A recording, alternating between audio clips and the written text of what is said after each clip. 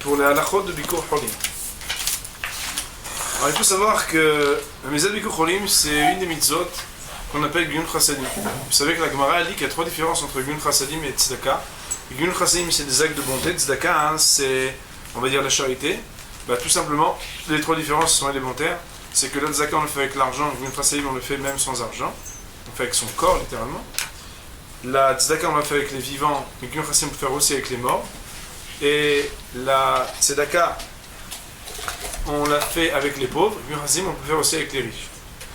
De là, bien entendu, on va apprendre qu'un bonhomme il doit faire la mitzvah de Bikur Cholim, qui est inclus dans la mitzvah donc Giyun Chasadim de Ve'afta l'Erecha Kamocha, non seulement avec les riches, mais encore plus avec les pauvres. Pourquoi encore plus avec les pauvres? Tout à l'heure, on va expliquer qu'il y a plusieurs raisons à la mitzvah de Bikur Cholim. Visiter les malades, mais une des raisons, c'est aussi de se préoccuper est-ce qu'il a tout ce qu'il faut. Et malheureusement, vous savez que très souvent, quand on voit les petits prospectus qui passent, on a des gens qui demandent de l'argent, parce que des fois ils sont malades. Et quand on est dans une société où des fois la santé ça devient une question d'argent, face au shalom, c'est quelque chose qui est très difficile. C'est la raison pour laquelle, quand quelqu'un, en plus du fait qu'il est malade et qu'il a ce qu'on appelle un problème de gouffre, il peut aussi avoir ce qu'on appelle un problème de nefesh. D'ailleurs, vous savez que chaque fois on prie, on demande des fautes à nefesh sur faute à gouffre, parce qu'en réalité, il y a une grande partie morale dans ce qui touche le malade. Et donc cette partie-là aussi, il incombe à chacun, quand on fait Bikur Cholim, de se préoccuper de cette partie-là. Quoi qu'il en soit, ça veut dire que on a la mitzvah de Bikur Cholim avec le riche et avec le pauvre. Cette mitzvah-là, elle peut avoir deux pans. Premièrement, la mitzvah qu'on a dite, Chesed, ça veut dire Be'afta l'Erecha Kamocha, mais aussi de Pikuach Nefesh. Il faut savoir que l'assistance à quelqu'un qui est dans le besoin parce qu'il est malade, le fait d'avoir une présence, le fait d'avoir une écoute, le fait d'avoir des gens qui viennent le voir, c'est quelque chose qui Béhémet peut influencer, et les médecins même vont le dire, ça va influencer son moral, et quand le moral est bon, quand le moral s'améliore, eh bien Béhémet, que le gouffre lui-même va mieux. On va aller même plus loin, mais bon, ça n'engage que ceux qui ont déjà vérifié ces choses-là. C'est qu'un bon nombre des maladies du gouffre dépendent aussi des problèmes de nefesh. Ça veut dire que malheureusement, quand quelqu'un se laisse aller, quand quelqu'un se dégrade intérieurement, quand quelqu'un ne se met pas en valeur, quand quelqu'un perd un peu la confiance en soi, en Akadosh Baruch Hu, en ce qu'il peut devenir, ça amène aussi Chas Shalom, et c'est malheureusement, on le voit, les maladies dont on sait les origines, elles viennent des fois à cause d'un problème moral qui peut se résorber justement quand quelqu'un il voit qu'on l'aime, il voit qu'on vient le voir, il voit qu'on lui donne du temps. Normalement, il est marqué dans la halakha qu'il faudrait que chaque communauté ait ce qu'on appelle une chevra de Bikur Cholim. Nous, à notre grand regret, les gens ils ont tous une chevra kadisha pour s'occuper des gens qui quittent ce monde. Mais avant de s'occuper d'eux quand ils sont partis, s'occuper d'eux quand ils sont là. Donc normalement, il faut des chaînes de Bikur Cholim avec des gens qui sont présents et qui vont régulièrement faire du Bikur Cholim. Ça, il faut savoir que pour avoir un petit peu pratiqué de temps à autre cette mitzvah, il faut savoir que très souvent, on ressort soi-même renforcé d'avoir été Mibakar les Cholim. Alors qu'on croit qu'on va aller et que ça va être difficile, en réalité, on se sent soi-même grandi. Hier, on était en voiture avec quelques amis et je leur ai raconté que une des trois différences entre Tzedaka et Giyun Chasadim, a priori, c'est une remarque que la Gemara elle fait, qui est une remarque qui peut paraître puérile. C'est de dire que la Tzedaka c'est avec l'argent, Bikur Cholim c'est avec son corps. On le sait bien ça, pas besoin de le dire dans une Gemara. En réalité, c'est que d'habitude, quand on a de l'argent, c'est quoi l'objet de la mitzvah? C'est quoi le cheftzeh chez le mitzvah? Un bonhomme il a fait un chèque de 100 shekels. L'objet de la mitzvah, c'est l'argent. Il a pris l'argent, il a donné, et lui il est resté avec la mitzvah, mais l'objet de la mitzvah, c'est l'argent. Alors que quand quelqu'un lui-même il va faire la mitzvah, on pourrait dire que l'objet de la mitzvah c'est lui-même. C'est-à-dire que quelqu'un il grandit, il s'élève, comme si lui-même il devient le cheftzeh chez le mitzvah, l'objet de la mitzvah. C'est la raison pour laquelle on voit que quand quelqu'un il s'investit par son argent, il donne un petit chèque, il fait quelque chose, c'est bien. Mais quand quelqu'un lui-même avec son corps, il va, il écoute, il assiste, il se grandit lui-même, pourquoi? Parce que c'est lui l'objet de la mitzvah. Quand quelqu'un lui-même devient l'objet de la mitzvah, donc il s'élève. C'est plus le même bonhomme. Un bonhomme qui a fait Bikur Cholim, c'est un bonhomme dont le corps, il a fait une mitzvah. Un corps qui a fait une mitzvah, c'est pas un corps inerte qui a juste mangé, bu et dormi. Il y a marqué dans la halakha que on peut visiter les goïms. Et d'ailleurs, on doit, quand on va visiter des juifs, et puis vous savez, ça arrive, moi le Messie, je ne connaissais pas cette halakha, mais il y avait un hôpital en France où j'allais visiter des petits vieux, et puis là-bas, les goïms ils vous voient passer et ils pensent que vous êtes un père, et ils pensent qu'après vous allez faire toutes les pièces et vous allez leur dire qu'il faut mettre des fines à chacun. Et le problème c'est que c'était pas du tout le cas, quoi. Moi j'allais voir un vieux monsieur de la synagogue que j'adorais et j'allais, je sais rien, ils viennent par exemple, Hanouka, il y avait des petites fêtes pour les vieux là-bas et tout. Et on a des goïms, ils viennent, ils pensent qu'on leur ramène aussi des beignets, on va leur faire allumer des nérotes. Il faut savoir que de là, allumer les nérotes, c'est pas marqué dans l'halakha, mais il est marqué quand on est en train de visiter des juifs, alors il venait d'Arke Shalom. On ne laisse pas comme ça quelqu'un qui est dans la souffrance, qui attend qu'on vienne nous dire un petit mot. On va entendre lui dire un petit mot. Plus que ça, c'est qu'il est marqué que même si on ne va pas pour des juifs, on peut aller, et c'est bien d'aller faire Bikuch Cholim même pour un goy, venait d'Arke Shalom. Il y a plusieurs niveaux dans les droits de visite. Indépendamment des tableaux, il y a marqué de telle heure à telle heure. Non, on va juste dire que dans la halakha, il est marqué de tel jour à tel jour. Les gens qui sont proches, alors eux, dès que quelqu'un tombe malade, même les premiers jours, la personne qui est très proche, elle peut venir voir la personne malade. Quand par contre, il s'agit de gens qui sont un peu moins proches, alors on attend 3 jours. Ça veut même plus dire que ça. C'est que la Gemara raconte qu'à un moment, on ne dit pas que la personne est malade pendant les 3 ou les quelques premiers jours. Après les 3 jours, alors tout le monde peut entrer pour faire Bikuch Cholim. Par contre, si la personne, son état devient gravissime, des fois, Barminan, Dieu nous préserve, il y a des fois des choses très graves qui arrivent d'un coup, à ce moment-là, bien entendu, tout le monde entre. Maintenant, il faut savoir qu'il n'y a pas d'ordre d'importance pour le Bikuch Cholim.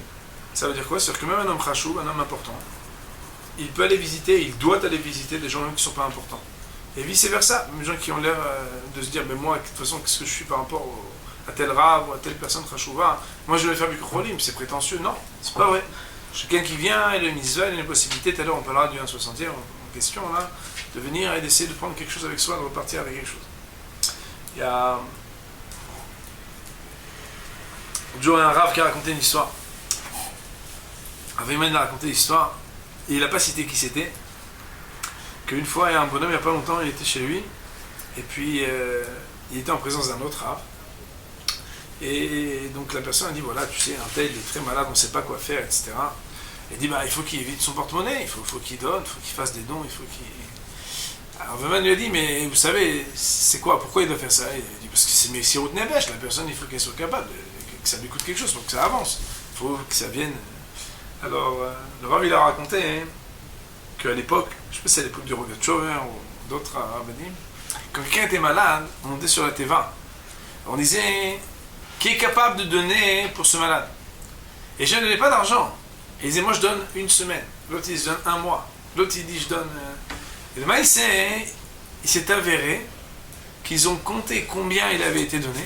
Donc on imagine à l'époque, il y a le bonhomme, vous savez, qui marque 100, 200, 300, monsieur Paul, monsieur Zéna. Et là, ils ont compté qu'il y avait 17 ans qui ont été donnés. Entre tous les gens du cadre. Et l'histoire raconte que cette personne-là, une fois, il a réuni ses enfants. Et il a dit, voilà, ce soir, je vais quitter ce monde. Et il a dit, mais comment tu sais? Tu es en bonne santé, tu n'as rien du tout, tu as juste un tout petit peu de fièvre. Il dit, oui, mais ça fait ce soir 17 ans pile.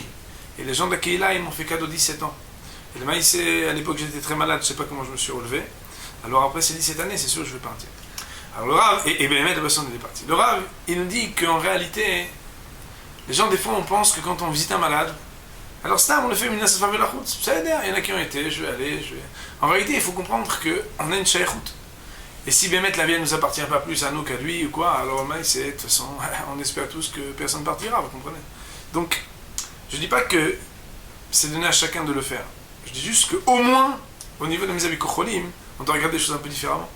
Pas voir qu'on est juste un spectateur, on vient, ouais, tu vois bien que si, ouais, tu vois un petit café, attends, je vais aller voir. Non, il y a quelque chose de rouhani ici, quelque chose de spirituel. C'est pas la misère comme un goy, il va voir quelqu'un. C'est que Bémet, on sait qu'il y a un effet qui est particulier ici. Il y a un principe qui dit que le cholé, on ne doit pas le visiter si ça le fatigue. D'abord, pas shoot. C'est la raison pour laquelle Bémet, il est marqué dans la halakha que les 3 dernières heures de la journée, on ne visite pas un cholé normal. Aujourd'hui, les choses sont un peu différentes. 3 dernières heures, ça veut dire à la fin de journée. Pourquoi? Parce que sa maladie, elle est très forte sur lui. La fin de la journée, elle est pesante. Alors qu'on verra tout à l'heure que les 3 premières heures de la journée, comme c'est le matin, Boker, le matin, il fait meilleur, la plupart des malades, le matin, ils ne sont pas très mal à l'aise. Ils sont moins mal en point que le reste de la journée. Ça sera une autre raison, on expliquera tout à l'heure pourquoi on ne visite pas normalement aussi les malades les 3 premières heures de la journée, même si on n'a pas d'autres possibilités, alors on le fait quand même. Quoi qu'il en soit, ça veut dire que quand quelqu'un on va le déranger, alors il ne faut pas y aller. Si quelqu'un a une maladie qui est, comment on appelle ça, contagieuse. Donc il faut savoir, si elle est certainement contagieuse, il ne faut pas y aller. Si elle est possiblement contagieuse, mais elle n'est pas certainement contagieuse, à partir du moment où il y a un risque, ça fait que Nefashot, on ne va pas non plus. Par contre, s'il y a un chachash lointain, c'est possible, mais ce n'est pas du tout quelque chose qui est certain, alors qu'un homme, il ne s'empêche pas, il prendra des précautions, mais qu'il aille le visiter, le shomer misol et que je le gardera celui qui fait. Quelqu'un qui est l'ennemi de l'autre. Mais bon, et maintenant qu'il est malade, je veux le visiter. Il ne le visite pas. Pourquoi ? Parce que de peur que l'autre y vienne et qu'il voit, et qu'il imagine dans son sourire qu'il ne vient pas lui dire comment tu vas, mais qu'il se dit et ça c'est quelque chose qui afflige le malade.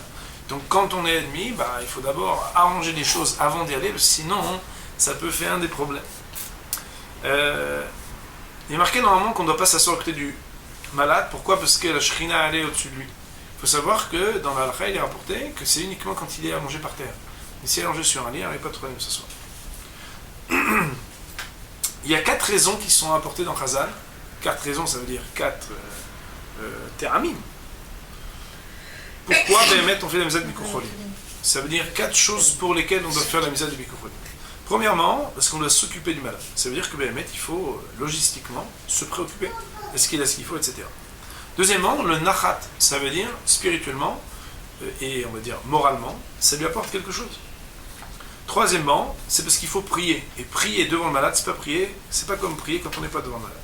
Quatrièmement, c'est parce que si on est ben Gilo, ça veut dire qu'on a plus ou moins son âge et plus ou moins sa composition, on est noté Rad Mishishim. Quand on part, il reste 59 60e, parce qu'on a pris un 60e. Je me rappelle quand j'étais petit, on était plusieurs copains à poser la question quand on avait appris ça. Alors, il faudra, on a dit qu'elle est là à 60, comme ça la personne n'est plus malade. Malheureusement, c'est pas vrai. Pourquoi ? Parce que c'est un 60e, et après, c'est un centime de ce qui reste chaque fois. Donc, mais c'est sûr que à plus l'infini, ça tend vers 0, mais c'est seulement à plus l'infini que ça tend vers 0. C'est pas à 60 que ça tend à 0. Quoi qu'il en soit, ça veut dire que quand on est Ben Gilo, alors on prend avec ça un 60e. Mais ici, il faut savoir pourquoi quand quelqu'un il est Ben Gilo, il a plus ou moins le même âge et plus ou moins la même vie, alors il prend un 60e. Kanir est, c'est pas marqué, mais ça c'est moi qui réfléchis avec vous, c'est qu'en réalité, la manière à laquelle on compatit, en français compati, compatente, avec la manière à laquelle on souffre avec la personne, c'est différent quand la personne, je m'identifie à elle ou pas. Personne qui a 52 ans de plus que moi, quand je vais la visiter, et même si j'ai beaucoup de peine pour lui, des fois, je ne vais pas me sentir autant concerné, je ne vais pas prier de la même manière, je ne vais pas m'adresser à Akadosh Baruch Hu comme si la personne a exactement mon âge. Je me rappelle, il n'y a pas très longtemps, il y avait un jeune qui est niftar, et qui avait notre âge, qui avait des enfants, qui était un... Bon, bien entendu, on n'a pas tous la même tête, tout le même emploi du temps, mais on se ressent. Quand quelqu'un, il est malade, quand quelqu'un quitte ce monde et que c'est quelqu'un auquel on s'identifie, la tefila n'est pas la même, les larmes ne sont pas les mêmes. La compassion n'est pas la même.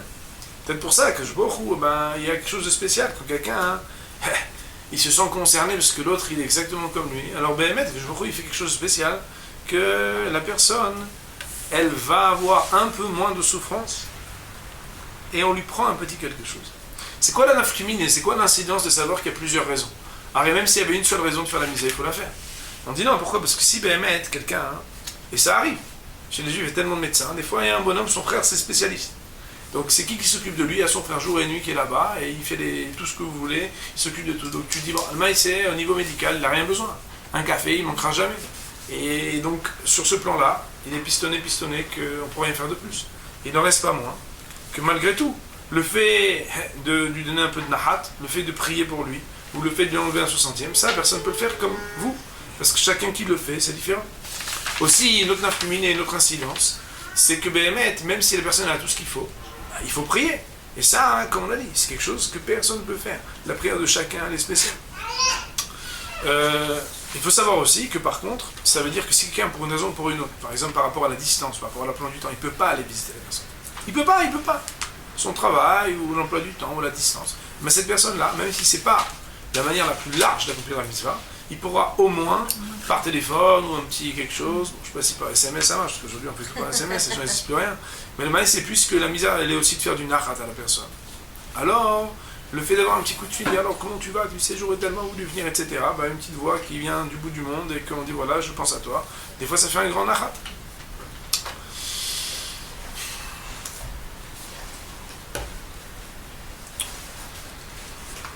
Le Shabbat, c'est permis, mais Karadin, de faire Mikkur Cholim. Seulement, le Shabbat, on ne fait pas la prière de la même manière, parce qu'on dit Shabbatim ilizao kofua krovalavo. Ça veut dire que le Shabbat, c'est un jour où on ne doit pas gémir. Et quoi? Alors on dit Shabbatim ilizao kofua krovalavo. Puisque le Shabbat, c'est un jour où on ne pleure pas, on n'est pas triste. Alors, on prie que du fait que le Shabbat, il soit sacré, qu'il y ait quelque chose de particulier, refua krovalavo, on prie que ben, mettre la refua vienne. Vous devez peut-être vous rappeler, on avait raconté une belle histoire une fois sur Shabbatim ilizao, qu'il y avait un bonhomme qui était Mechal Shabbat. Et cette personne-là était malade, je ne sais pas si vous vous rappelez de cette histoire, on l'a raconté ici. Ils ont été voir le Rav dit Shabbat Iminizak, il faut accroître la voix. Et il dit quand le Shabbat arrêtera de pleurer, la réfoua elle viendra. Mais celui qui est Mechal Shabbat, c'est très difficile qu'on invoque pour lui la réfoua. Ça veut dire que, bien entendu, si on veut que la réfoua ait un effet Shabbat, c'est important d'encourager les gens justement à être mitrazek le Shabbat. Top. Top. Top. Ceux qui écouteraient cette histoire, elle était très jolie. Si Behemet, un bonhomme, il a fait Mikkur Cholim, mais il n'a pas fait de prière devant le Cholé. Le minag, c'est d'amener des chocolats, des fleurs, des trucs, nanana, et tu dis comment tu vas, bon alors batzlacha baiser. Non. Moi par exemple, première chose que je fais, j'essaie de dire, attendez une seconde, je commence à faire la bracha, une fila, pourquoi? Parce qu'il est marqué dans les poskim, il y a des poskim qui disent qu'on n'est pas yotze et des chova, on n'est pas acquitté si on n'a pas fait une fila. Non, mais je prie tous les jours pour lui, oh, mais là t'es là. T'es présent, tu fais Mikkur Cholim. Non, ça gêne, ça dépend comment. Une fois, vous savez ce qui s'est passé, il m'est arrivé un truc spécial. J'étais à l'hôpital. Pas obligé à haute voix. Moi, je suis un peu spécial là-dedans. Moi, il m'est arrivé 2 fois. Regardez. Moi, il m'est arrivé 2 fois la même chose. Première fois, c'était un jour de. Il n'y a pas très longtemps. Il y a un jeune qui était très très malade. Et j'étais à l'hôpital et moi, je viens pas pour. J'ai pas beaucoup de temps, donc il faut de la qualité. Et j'ai commencé à prier et tout. Et bon, et j'ai prié comme je prie. Ça veut dire j'ai prié, je commençais à pleurer. Puis il y a 2 qui sont arrivés, ils ont dit quoi, c'est bien dit et tout. J'ai dit mais non, je suis en train de prier, je peux pas. Non mais ça veut dire, je peux pas prier comme bon voilà, tu vois bien. Non, je prie, donc tu pries avec ton cœur. Alors le problème c'est que les gens ils sont habitués que prier ça veut dire quoi? C'est le télim, tu rigoles avec un truc, etc. À cause de ça, ça fait un peu. Et il m'est arrivé une deuxième fois une chose pareille. C'est qu'une fois, c'était quelques jours avant Yom Kippour, un vieux monsieur que j'allais visiter. Et puis là-bas, bah, lui, je dis, vous n'êtes pas gêné que je prie très fort pour vous, parce que je vois qu'il entend les prières, il met ses oreilles, il entend mieux si je... Et lui, il me connaissait bien, il n'y a pas de problème. Et moi, je chantais, je priais, Et il y en avait qui chantaient, il dit, quoi? Je dis, mais non, c'est rien du tout. Donc c'est vrai qu'il y a une réalité pareille. Maintenant, est-ce qu'à cause de ça, il faut s'empêcher? Et je pense pas qu'il faut s'empêcher. Une fois, on m'a demandé aussi de baisser le ton, c'était dans un hôpital en France. Il y avait là-bas un bonhomme qui était malade, il y avait plein de bruit, mais moi, quelqu'un m'a dit, viens vite faire une fila, bon, mon père et tout, j'ai pas de problème, avec plaisir. Et je suis venu et j'ai fait chanter, il m'a plein de gens, et j'ai crié, j'ai dit, vraiment, tout. Et là, il m'a dit, arrête, les goïms, ils vont croire qu'il y a des choses graves et tout. Je dis, mais qu'est-ce qu'il y a grave ici? On prie. Donc, mais je dis pas que c'est comme ça qu'il faut faire. Peut-être qu'il faut être discret, peut-être qu'il faut. Ah non, une femme, mais ici, on parle même pas de pudeur ici, je parle pas de question de pudeur, je parle simple, je dis que ça dépend, si le malade par exemple va être effrayé de ce qu'on est en train de faire, il ne faut pas faire, parce qu'il faut lui faire du nachat. Mais il y a des malades qui kiffent, vous comprenez, il y a des malades qui sont contents, ça donne du chizouk, tu viens, t'es pas juste comme ça, dire, ouais, non, purée, c'est bien, non, shir la ma'alot et tout, mi ma'amakin, du fond de mon âme, keratir Hachem, je t'appelle, Hachem, le bonhomme il dit, voilà, moi je peux pas prier tellement fort, mais mon ami il est venu, il prie fort, mais c'est l'honneur. Seulement ça dépend, c'est à cause de ça tout le monde va pleurer, c'est pas rien que de là. L'idée c'est au contraire, d'engager un chizouk. Donc il faut savoir aménager, ça je ne peux pas donner de conseils. Ça peut être une petite phrase, c'est tout comme ça, à la base. Puis là, devant le cholé, il y a marqué qu'on peut prier dans toutes les langues ce qu'on veut. Derrière le cholé, c'est-à-dire quand on n'est pas devant lui, il faut prier que en hébreu. Après il y a des nusrot, il est marqué dans les sidurim, comment on dit. Maintenant vous savez, dans la vie, la prière c'est pas important les mots, la prière c'est le cœur qui est important. Vous comprenez? L'important, c'est pas les mots, c'est le cœur dans la prière. Ramana Libabaï, quelqu'un de près avec son cœur. Des fois, les gens près avec le sidon, ils ont oublié le cœur. Alors, mieux vaut avoir le cœur, oublier le sidon. C'est l'honneur. Il faut prier avec son cœur, comme on peut. Pourquoi qu'en hébreu derrière? C'est difficile qu'en hébreu derrière. Si on fait un télim après, on demande de reprocher les mains, quoi, non? Normalement, il faut prier, je ne me rappelle pas pourquoi, il faut prier qu'en hébreu derrière. Je regarderai ce chien. Il ne faut pas faire trop de digressions, sinon on ne va pas avancer. Mechila, je demande Mechila quand je dis ça. Non, c'est pas ça. Moi je suis un peu... Mais c'est comme ça qu'on fait plein de choses. Il y a une mitzvah, demander des brachot à des chachamim, comme c'est important. Quelqu'un qui a marqué Mishesh lo chole bebeto, si un bonhomme il a quelqu'un de malade chez lui, c'est bien d'aller voir un rave et demander une bracha pour lui.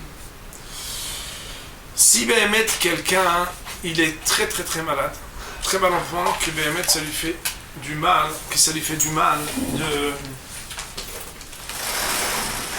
Si quelqu'un, il a cholé me'aïn, cholé aïnaïn, il y a des maladies comme ça qui sont douloureuses, qui sont difficiles. Il a mal au ventre, il ne peut pas vraiment bouger, il est mal en point. Alors normalement, on ne va pas faire Bikur Cholim. On reste derrière la porte et on s'inquiète pour lui. Si quelqu'un, Dieu préserve, c'est un cholé qui est metlomet, qu'il a perdu quelqu'un, au moment on ne lui dit pas. Si quelqu'un, Barminan, il est un cholé, il est un malade qui est en train d'aller dans le mauvais sens, alors normalement on doit les veiller à la tchouva, on doit les veiller à faire vide. Maintenant, le cholé a marqué que normalement les 3 premières heures, normalement on ne doit pas aller le visiter. Pourquoi? Parce que comme il est là en pleine forme, puisqu'il vient de se réveiller, que le matin c'est pas très dur, alors on ne va pas faire une belle tefila pour lui. Et si c'est les 3 dernières heures, on va dire ouh là là, celui-là, beau, et on va prier d'une autre manière, on va dire alors qu'est-ce qu'on va faire après, etc. On va mal. Mais non. Moi je dis juste par expérience, il y a une chose que les cholim ils aiment beaucoup, mais bon, ça il faut être capable de le faire. Pas tout le monde. Bon, je sais pas, c'est chacun avec ses. Les cholim ils ont besoin de simcha. La simcha c'est le dépassement de la situation dans laquelle on est. Moi je sais qu'il y a des cholim devant qui j'allais et je chantais. Ça leur faisait beaucoup de nahad de chanter. Quelqu'un il vient et il amène un peu de simcha. Pour ça les gens ils amènent des fleurs, des trucs, nana. Il faut que la personne elle sorte de là-bas, vous comprenez? Moi une fois je me rappelle, il y avait un monsieur et il y a quelqu'un qui m'a accompagné parce qu'il m'a dit ouais je voudrais voir comment on fait Bikur Cholim. Je dis ben viens, et on a été. Et puis le cholé je le faisais rigoler. Je dis rigolez pas trop, après ils vont vous mettre dehors tout de suite. Mais je dis, voyez, celui-là, il est là, pourquoi il est là? Enfin, je t'adoute, comme ça, il va faire ça chez les routes, et aussi bêtement vous êtes venu, aussi bêtement vous allez partir, ben c'est tout va aller bien. La personne, il faut lui faire comprendre qu'il y a un après la maladie, et que malheureusement, souvent, dans l'épreuve, les gens se sentent tellement isolés qu'ils pensent qu'ils ne vont jamais s'en sortir. Et comme ils voient là-bas un garage où il y a plein de voitures qui rentrent et pas beaucoup qui sortent, et le maïs, on trouve toujours qu'il y a une fenêtre qui est cassée, un truc qui va pas, un phare qui est pas bien, etc. Les gens se disent, bon, qu'est-ce que c'est ce garage bizarre, il y a toujours quelque chose à faire, et il y a encore un petit poule, encore un petit poule, encore un petit poule, et on sort jamais. Donc quand on va là-bas, il faut montrer que on est juste de passage dans ce petit endroit, et que ça gêne la personne, elle va sortir. C'est-à-dire que l'important, c'est d'essayer d'amener le moral à celui qui est malade. Et les maasé, on voit bien que il fait des choses assez extraordinaires.